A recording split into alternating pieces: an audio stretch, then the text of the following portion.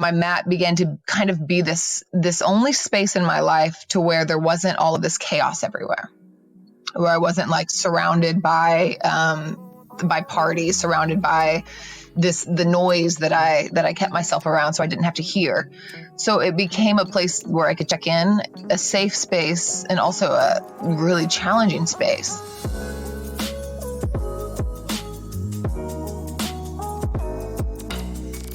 That was Cole Chance. Hey everyone, and welcome back to another Yogi Misfit Sessions. My name is Danny Pomploon, and I am your host.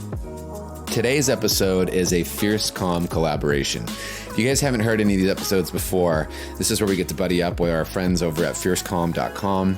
They are an amazing platform that essentially helps people share their stories in the world about how yoga has saved them. Some people have been in accidents, people have gone through addiction issues. I mean, all over and across the board, these stories are super, super, super powerful and absolutely amazing. I also wanted to remind everybody some really exciting news. I've been working really hard. The team has been working really hard over here at Yogi Misfit Sessions to not only make these episodes better and the sound quality and everything that goes with that, but also making it an online community and having us all connect. We recently launched our support page, so you can go to dannypomploon.com/support.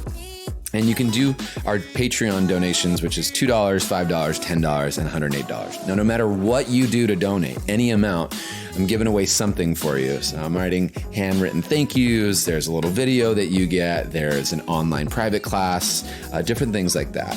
Every dollar goes right into supporting the show. To put it into context, it takes somewhere around $500 just to sustain the show itself. So whether you want to donate $2, and really if I had maybe like 250 of you guys each donate $200 a month, or rather $2 a month, it would sustain the show and then some. It takes a whole lot to put a podcast together, and I wouldn't be able to do it without my amazing team and without you guys, my amazing community. So if you get a second, go check it out, www.dannypomploon.com/support, and see if you'd like to support the show in any way. If you can't make a financial contribution, all good. Head over to iTunes and leave us a review. Share these episodes with your friends. The more that we get the word out there, the more that we get to share not only this quality content for teachers and yogis alike, but also these amazing stories and collaborations with people like Fierce Calm. So stuff that I'm super passionate about. I think that this podcast can really help a ton, as it has already. Without further ado, here comes session 106 with our Fierce Calm collaboration. Cole, welcome to the show. How you doing? I am so well. Yourself? I am good. I'm just getting over, we were just talking before we recorded, but just getting over this little head cold thing. I slept 18 hours yesterday, so I'm hoping this thing leaves my body. Yes. Be gone. Yeah, we're done. We're not playing this game.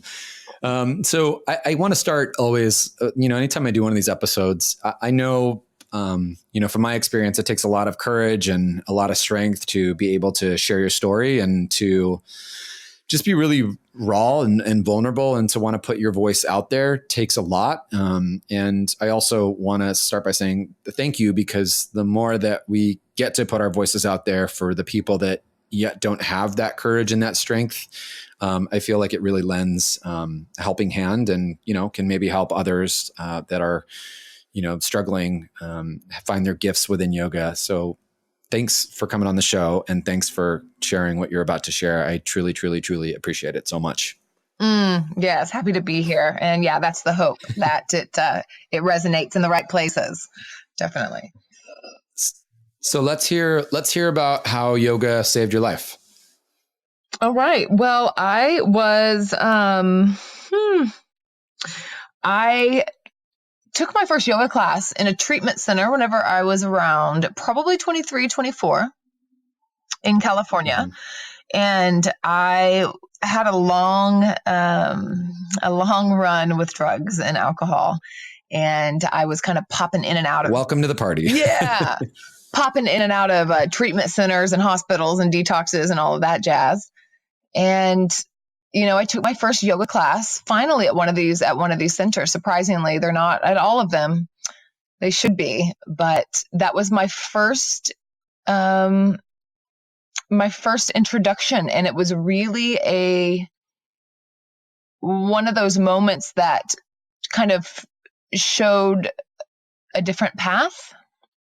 And it was interesting because I had a different moment like that whenever I first started drinking.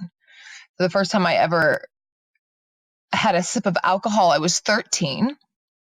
And at that moment, like a life that I didn't realize was black and white, like all of a sudden turned into vivid technicolor. It's like my life started and like a path appeared. And I was like, oh, this is what I want to do. Like, I remember that night telling myself, I'm going to do this forever. Like, absolutely deciding that. Had you been introduced to yoga ever before? Was it ever on your radar, or had you even thought about it beforehand? Or was it really the first time was when you were in treatment? I had heard about it, but I had never done it.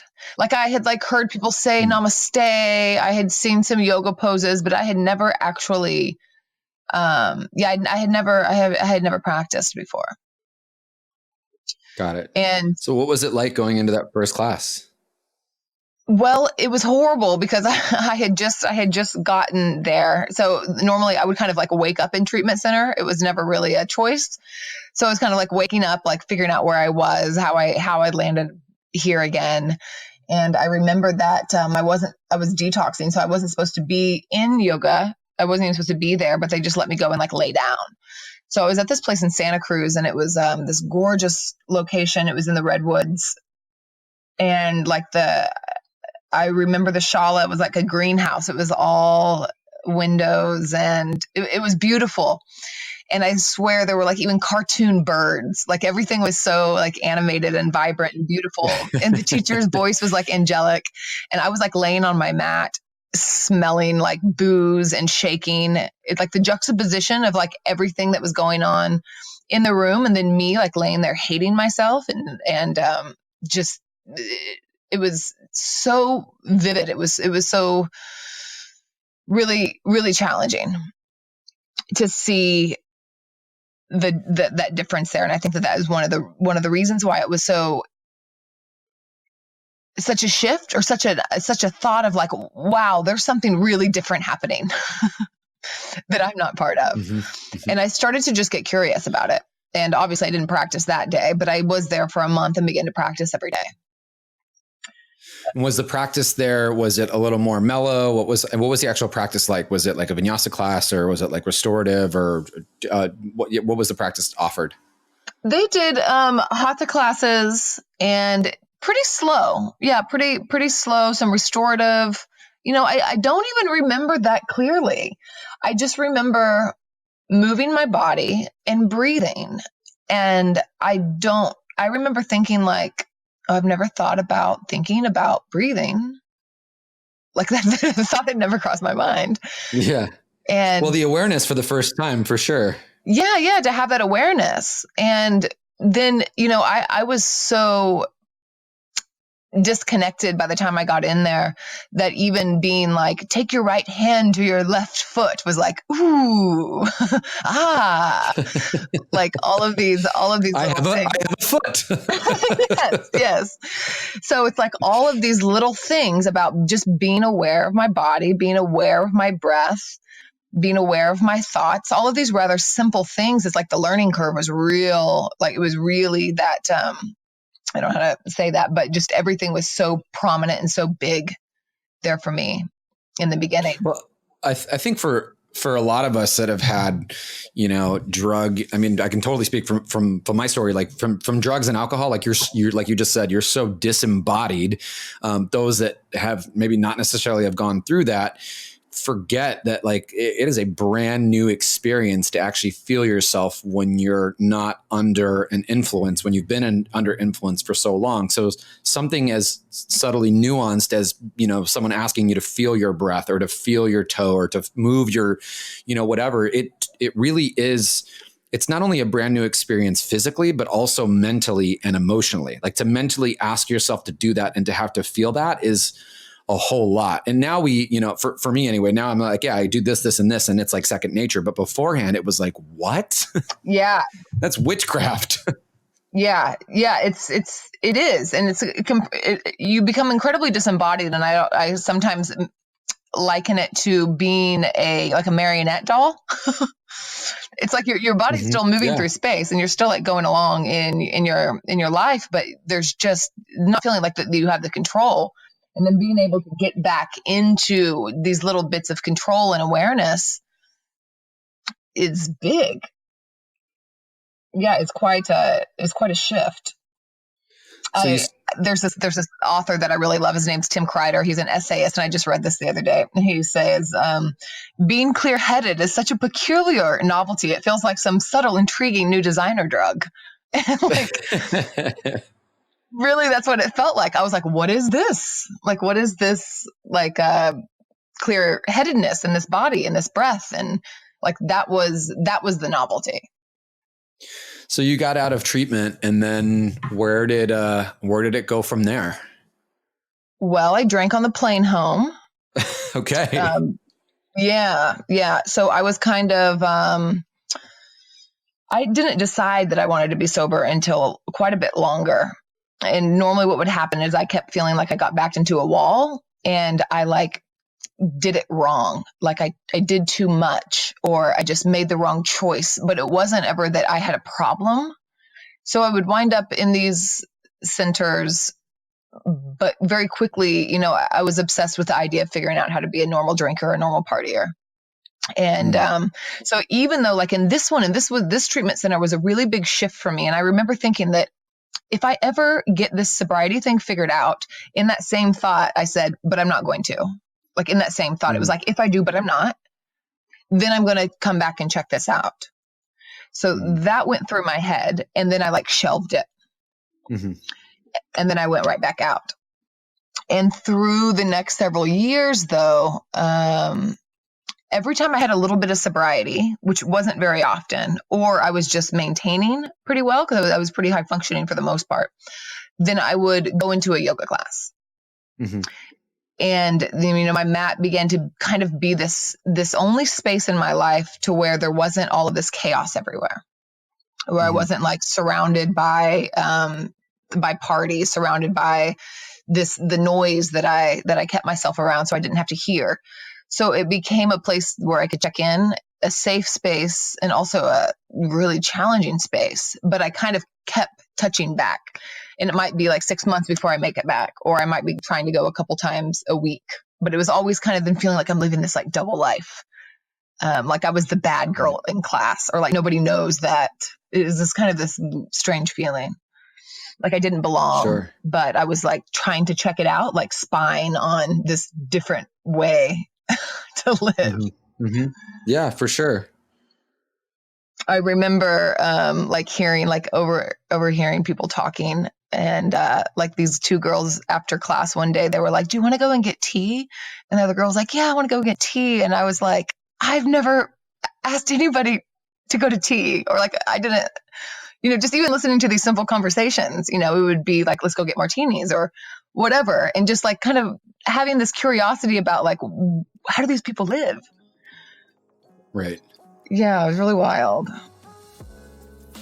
Hey guys, this episode is sponsored by Breitenbush Hot Springs. Big shout out to them for supporting the show. They're a really cool retreat center that's off the grid. They've got some hot springs. They're a yoga retreat center and meditation destination. It's located right outside the Oregon Cascade Mountain Range, and they offer over 150 workshops per year, as well as some free mindfulness and movement classes that you can find daily. This place is the perfect place to detach and just get comfortable, right? So we all get busy in the hustle and bustle in life. Check it out. I know you'll love it just as much as I do. You can check out their website at breitenbush.com. That's BRIETENBUSH.com. And now, back to the show.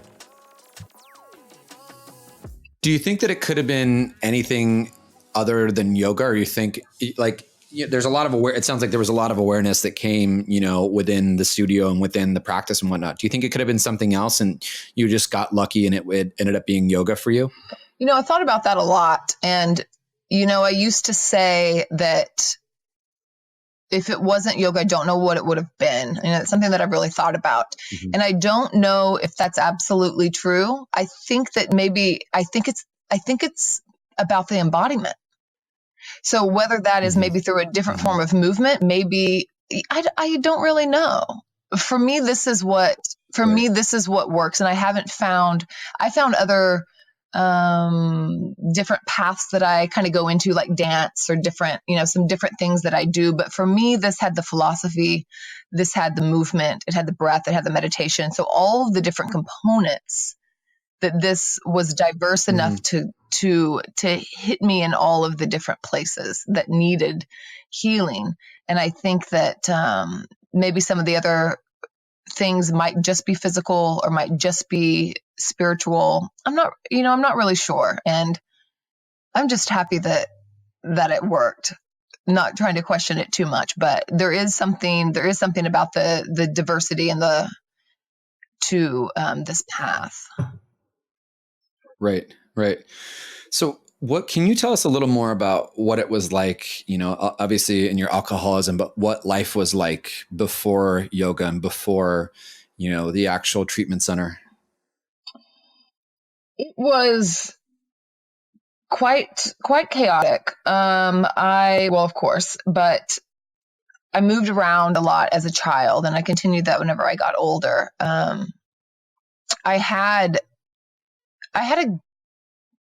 I feel like I had like a really chill childhood, and I was seeking some big experiences. So I kind of feel like that's what it was for me. Like my body was really wanting like this seeking. Maybe not so much in the beginning was I trying to cover things up, but I was more like seeking these big experiences.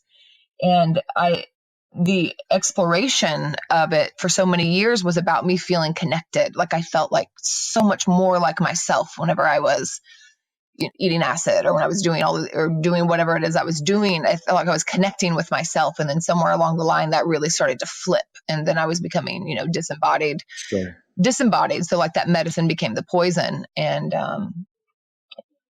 I spent a lot of time living in resort towns, and I was bartending. And so I would live in I would snowboard in the winters and be in a summer resort in the summers, which is a really good places to hide when people are on vacation and everybody's drinking Bloody Marys in the morning. Sure. Everybody's having mimosas. Totally. Yeah. So I found like some clever ways to hide in terms of that. And, quite early I started shaking in the mornings, and I actually had told myself that it was coffee. So I quit drinking coffee, which is absurd. But then I also learned that if I could drink a little bit in the morning, then that fixed that shake. So probably whenever I was 20, I started hiding some vodka just to maintain. And, there was a lot of suffering. It was a lot of fun, and then a lot of suffering in between. So like the days I would suffer, and then the nights I would forget, and then the days I would suffer and the nights I would forget. And it was really hard, and it took a big toll physically on my body very quickly. I would have had some withdrawal seizures around that time. Okay. That would put me in the hospital for not having enough alcohol to maintain my system in my body. Wow. And yeah, again, that medicine becoming the poison, but yet the denial was so strong, and the obsession was so strong to find this way to do this. Yeah,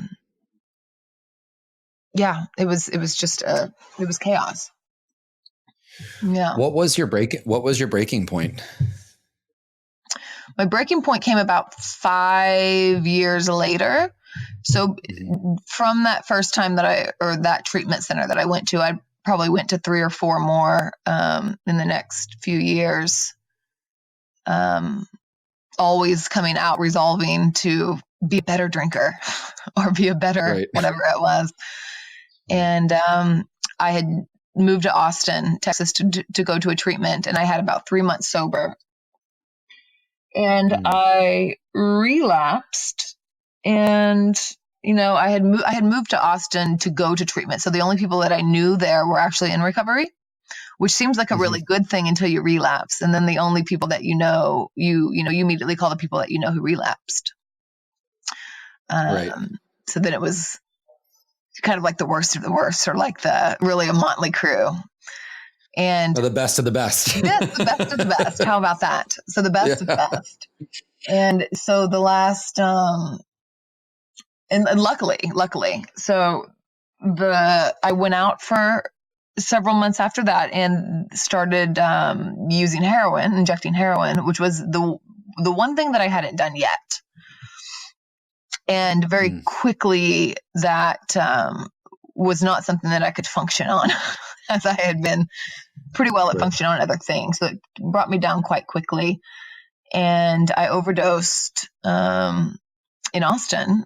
And I, when I kind of came out of that, people have been telling me for a long time. I was pretty severe, quite young, and people were telling me for a long time that I was going to die. And I just really didn't believe them. I would think they were, overshooting it, my denial, all of that. But then that day I was like, oh my God. It kind of, for whatever reason, I'd hit a zillion walls before this, but for whatever reason, it's like, oh, this is real. And there's something that someone had told me in a few years prior that I didn't really understand at the moment. And I had asked her how she got sober. Like, I was really like, how did you do it? Like, I couldn't even fathom. And she told me, one day you're going to realize that you can be high or you could be happy, and that the two don't go together anymore. And that came back into my head that day. And I was like, well, shit. Like, this used to bring me so much connection and so much joy. And that's what I'm seeking. Like, I'm not out here trying to kill myself. Like, I'm looking to feel. Right. And that finally, it's like that pebble finally dropped to the bottom of the glass and was like, oh, that. And that was, then I finally called for help, which is one of the few times that I actually had done it myself. And then it all shifted after that. It's hard. It can be really hard to do to say that you need help, and even to admit that and to get to that point where, you kind of feel like you've got, it's a really hard place to get to. I know. When I got there, it was like the last thing that I wanted to do because I was convinced that I could fix it myself. Yeah. So what's it like now that, yoga is in your life and it's a big part of your life, and what does life feel like now? Oh, I couldn't have, if you would have asked me before I got sober, like, what do you think it's going to be like? What if you could imagine it the best possible way? I would have sold myself short. Right. Like, I didn't have the language for it. Today, this like feeling of freedom that I was after for so long, that I get to live all the time, like to be out from under that, that feeling of being a marionette puppet, that feeling of slavery that comes along, or not the feeling of, but like the actual slavery that comes along with addiction, the spaciousness that's involved there. And today, so whenever I got sober there at the end, I immediately went into yoga. Like, I immediately knew that's what I needed to do. I signed up at for 30 days and for $30. I think I probably had like $35, and I put 30 of it at the yoga studio and just went like a crazy woman. And I just kept coming back, and I kept coming back, and I did my teacher training there at that studio, and immediately, or not immediately, but very, very quickly, knowing that I needed to be sharing my story, and going into working kind of in the recovery, like just stay close, just to be able to stay close. So I began teaching at some rehabs after I had like a year or something sober in the community. in Austin. And that's been a really big part of this, of the reminding myself and, feeling into what it is that I don't have to live day to day, that gratitude for the freedom that I have now. Mm-hmm. And it's been 6 years, and now, I'm traveling and teaching all the time. I'm always on the road, teaching retreats, teaching trainings. I'm getting ready to be doing a yoga and recovery program, an online yoga and recovery program to begin. And just getting to give back and do what I love. And it's pretty mind blowing. What's the most, what's the most gratifying thing of all of this, like going through all this process and coming out to this end? The most what thing? Like gratifying, like the lesson that you've taken the most out of. Like when you get to look back at all of this and be like, I got to do this. What is the thing that you reflect on the most? I think just allowing myself to not know. Mm-hmm. To kind of that feeling of like, of not being able, of not knowing what is ahead and how much now that I still don't know, like letting the unfolding happen. I was just driving earlier today and I was thinking, like, what do I not know right now that I'll look back and be like, I cannot believe that. Sure. That I didn't understand that.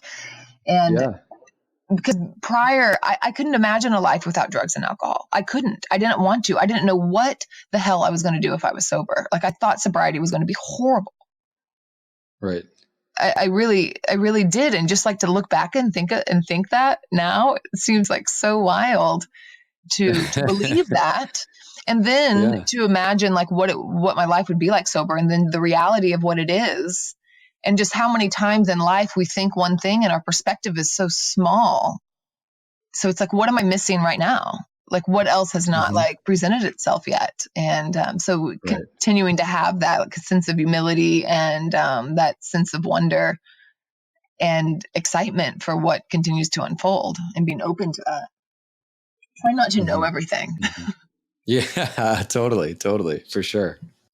I think it's crazy how, when we're in our, darkness or whatever it is, we almost see that there is no out. And I know for me, like, I'm just ever so thankful that it was yoga, and, because I get to share and get to connect on this level, but also I get to hear other stories like yours. And, yoga straight away teaches us to, to tap into our truth and to be vulnerable and to be real and to be raw and to help one another out. And it gives us, again, this, it just sets us up for this place where we can share and where we can help others out. So I'm thankful that your path was also yoga too.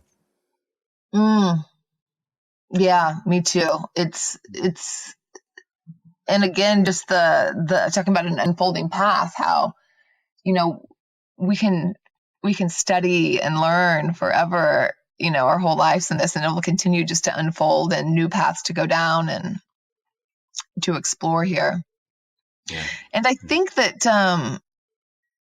there's so much that resonates with people as well. Like I was saying, that there's so many different legs of this, different things hit different people in terms of whether it be mantra or the asana, or it's so vast. And whenever you see or are able to teach it to students, how it connects with everybody in so many different ways, the layers of it, I think is so beautiful. Yeah, that it's so much to unfold. Oh yeah, it's gorgeous. And the way that it changes, my practice has changed so much along the way. I used to have to, whenever I first started doing yoga, and I've heard this with other people, especially in recovery, when I first started practicing, I needed to move my body faster than my mind. So I was like power yoga junkie. Like I had to go really, really fast because my mind was moving so fast. So it's like to quiet my mind, I had to move my body so fast. And I've watched my practice shift so much from that to where, now I'm still so much. Mm-hmm. And that is exciting to think about, again, where that'll lead. Like, what will my practice look like in 5 years or in 2? Right. That's awesome. Well, Cole, I can't thank you enough for coming on the show and just sharing your story. And, like I said earlier, it just really helps everybody when we get to a place where we can share, our stories. And, you never know who's going to be listening to this and could turn around and just say thank you, because there's a lot of wisdom that comes into it. So I can't thank you enough for coming onto the show today. Yeah. Thanks for having me. Thanks for doing what you do. Absolutely. Until the next Yogi Misfit sessions, this is Danny and Cole saying peace out. Ciao.